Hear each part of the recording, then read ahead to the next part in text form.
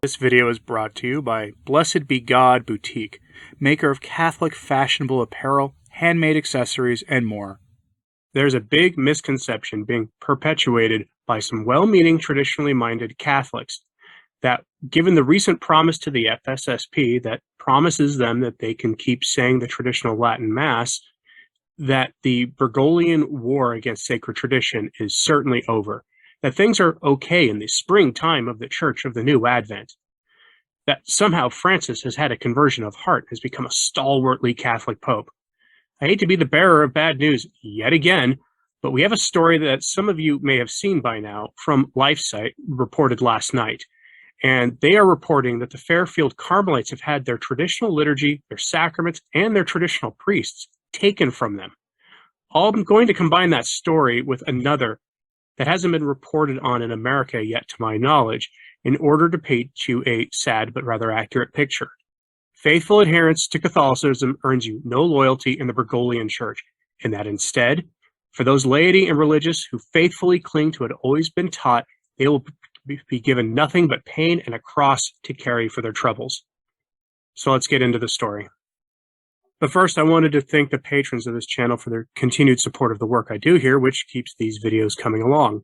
They get early access to weekend videos, the occasional bonus video, links to things I do with other Catholic commentators, whether on YouTube or on the radio, when those things happen, all for about $1 a month or more if they want. So if you'd like to join them in supporting what I do here, links are to Patreon, Patreon Alternative Subscribe Star, and the Join button are all in the info box below. On to the news items of the day, which is frankly Vatican corruption, as it often is. On to our story, which comes from LifeSite News. Headline: exclusive, Vatican fires faithful Carmelite chaplain, orders cloistered nuns to make changes.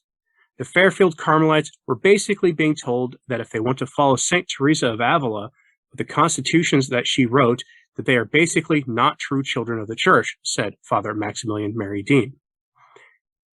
I'm going to basically repeat that. If you want to follow traditional charisms of the Church, things good enough for many, many generations of the faithful, then you aren't a true child of the Church, according to the modernist maniacs in Rome. And I guarantee you that more stories like this are going to be coming, folks, so be ready.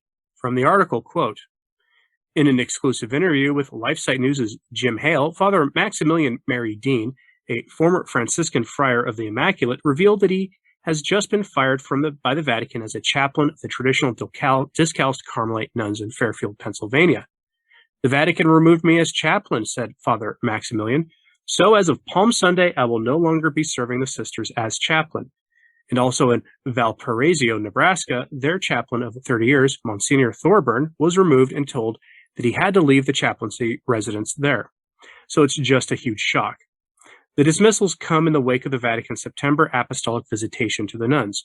According to Father Maximilian, the firings are the official response to the report that the congregation got on the apostolic visitation, which it was totally unjust and full of an agenda. End quote. Since 2013 at the very least, modernist Rome has been waging a quiet campaign against religious orders. Most people didn't notice this either. And what they were doing was suppressing numerous orders of men and women religious who had been dedicated to traditional modes of living and the sacraments, including and especially contemplative orders, those quiet religious orders who spend a great deal of time in prayer every day, which are apparently not Catholic enough for the modernists who expect religious to put on pantsuits and go out and make a mess of things by promoting modernism and materialism in the broader world. And why exactly are they doing this? From that same article, quote, the approach of the Vatican towards female monastic orders is outlined in its 2018 instruction, Cor Orans. The papal directive seeks to reorganize the Church's female monastic orders into mixed collective associations, effectively pressuring those that are currently autonomous to abandon their founding identity, charisms, and contemplative seclusion from the world. The nuns were told by no means they will receive a dispensation from the document Cor Orans, said the hermit priest, noting as well that the Fairfield Carmelites were given roughly 1 year to comply. In fact, from what I understand, they were basically being told that if they want to follow St. Teresa of Avila, with the constitutions that she wrote, and that was their desire, and that they stuck to that they are basically not true children of the Church because they're not obeying the congregation that's saying that they have to belong to a federation and make all these compromises with regards to their formation and many other things. He continued, "So, it was just a very harsh response to these brides of Christ that have left everything to love Jesus and to pray for the church and for all of us in a special way." End quote. My hat is off to Jim Hale of LifeSite for breaking the story. In modernist Rome, there is no loyalty, no dedication to the truth of the gospel and to those dedicated to preserving sacred tradition and living the quiet and unobtrusive life of contemplative religious. The document, Cor Orans, was promulgated by Rome on April 1st, 2018, and was a pretty twisted April Fool's joke that wasn't funny in the slightest, seen especially in light of Predicate Evangelium, the new document that hyper-centralizes the Roman Curia around the office of the Secretary of the State, which you'll get more news from later in the week from me on. You see what Francis is doing. He is preaching a synodal, decentralized church while strong-arming all aspects of church life into centralization that shows the lie that is synodality. The core issue here is this, as described in a piece on the website globalsistersreport.org, a website dedicated to women religious, and it comes from an article from October 21, 2021, detailing how difficult many religious orders are having in finding ways to comply with Francis's 2018 decree. Quote, "One of the provisions in Cor Orans that has caused many consternation has been the chapter on autonomy, which distinguishes between juridical autonomy, monasteries that are not affiliated with any others or a larger order, and authentic autonomy, in which a monastery is self-sustaining and the members have the ability to manage the monastery and all its functions and can expect to live out their vocations there until death. Cor Orans says that they are not authentically autonomous, must either affiliate with another monastery, transfer the monastery to another location, such as to the campus of another religious community, or be suppressed, go out of existence." End quote. One of the fruits of Vatican II has been the liberalization and modernization of religious orders. We all know the story by now. It's rare that men or women religious are seen in anything in public approaching traditional habits, instead opting for street clothes most of the time or dressing in pantsuits if they're women. And they are often out seen preaching for secular issues of the day in full service to Caesar. You only need to see the heretical nuns on the bus for a prime example of this. But this is all part of a larger issue. There is no loyalty in Rome to those who serve the church quietly and without fanfare. Cloistered religious dedicated to traditional modes of living are a prime example of this, but I have a story out of Rome itself that is heartbreaking. This is the story of a layman whose family has served the church for decades at least, and was fired without cause by Francis in a vicious betrayal that has started getting international attention. That layman's name is Eugenio Hassler, and his family served in the Swiss Guard and in other capacities in Rome. From the website of Italian journalist Marco Tossati, we get the headline. Dozens of letters sent to the Pope supporting Eugenio Hassler. Why doesn't he answer? Now, the answer to that question can be seen in his handling of the dubia. Silence and ignore until people forget about it. It is his unilateral will, or nothing at all.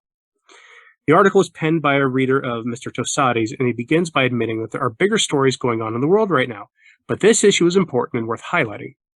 From the article, quote, "However, I would like to allow myself to raise your awareness of a fact that has not been given much visibility for reasons that you can easily imagine. It is the affair of Mr. Eugenio Hassler, who served in the Vatican City State for about 12 years, and who was born and raised there as the son of a retired Swiss Guard officer, but who continues in faithful voluntary service with the smallest military body in the world. In 2017, he was fired on the spot in person by Pope Francis without any explanation or formalizations. He held a post as clerk within the Vatican government, and without any warning, from one day to the next, was dismissed verbally. There are no labor unions at the Vatican, and there is no possibility of appeal against a decision of a pope. I personally knew Mr. Hassler when he was working and took action on a matter that concerned me personally. I personally witnessed the dedication and professionalism of this man who, at the age of only 35, was practically ruined because some newspapers close to the Vatican wrote about the affair in an obviously negative way without deepening any understanding of what had transpired. From the day I learned about this matter, I have written letters to the Pope almost monthly with a petition that he would listen to his former collaborator and employee and give him the possibility of taking a stand against what seems to be mostly pretext to get rid of an inconvenient person without any well-founded accusations. Mr. Hassler has repeatedly asked to be able to receive a trial, or at least to be able to know the real accusations that were the basis for this unprecedented action by a pope, but neither he nor I, even after dozens of letters have been sent by me and probably many others of his friends and acquaintances, have ever obtained an answer. Instead, always closed doors and walls of silence. There are many actions that the Pope criticizes publicly, such as gossip, power struggles, denouncing people to the head of the personnel office, the need to forgive, etc. All of these topics have touched me deeply and demonstrated disparity between the words and actions of this Pope. The Pope defines these things as destructive power and condemns them. As I have said, I have never received an answer to the dozens of letters I have sent. End quote. He goes on, but I think you get the idea. He describes watching Francis speak publicly in a way completely contradictory to the actions he took with Mr. Hassler, which isn't surprising to anyone. Francis is vindictive by all accounts and has more than richly earned his titles of dictator pope or paca papa. As I will report to you later in the week, the idea that the reform of the Roman Curia was being done for ethical reasons is a sad joke. The end result of 9 years of labor is the centralization of power around the most corrupt offices in the Roman Curia and the blurring of the lines between ordained clergy and the laity. This elevates the power of the papacy in real terms, which frankly was not needed given that the power of the papacy already has. In reality, it shows something that most don't want to admit, but in light of the treatment of Mr. Hassler and the Fairfield nuns especially and their clergy is rather unavoidable, that everything in the church must be centralized without dissent around the new attitude in the church of going out and making a mess of things, of serving secular interests, and adopting modernist theology. Otherwise, there is no future for the groups in question. That is the sad reality in the church, and anything that smells of tradition will be stamped out or pushed to the margins of the church, and often with false accusations. That is a sad reality, and it is why people must be cautious about advertising anywhere that their traditionally minded priests are defying unjust orders from Rome and offering traditional modes of worship banned by Rome, especially during Holy Week. The Fairfield nuns could certainly use your prayers at this time, so please remember them in your Lenten prayers and sacrifices, especially in these coming days that are the final days of Lent, which should serve to focus our attention and spiritual works on the cross of our Lord. What did you think of this story, though? Are the Fairfield nuns going to embrace the more modern and liberal version of the Carmelite charism? Are they going to have to embrace modernism, or will they face suppression? Given that modern religious orders are withering away and suffering from an even worse vocations collapse than even the diocesan priesthood, it's understandable on a practical level why they might want to avoid doing that. But will they submit? What other alternatives do they have? What did you think of the story of Mr. Hassler? I have both articles and the others that I cited today linked in my show notes at returntotradition.org. That's the name of this podcast with a .org at the end. It's a free website, so skip past the Patreon pop-up unless you want to become a patron of the channel, and you'll find the post there with all my links. So go look for it if you want more information. And like and subscribe if you haven't. It really does help. As always, pray for the church. I'm Anthony Stein. Ave Maria.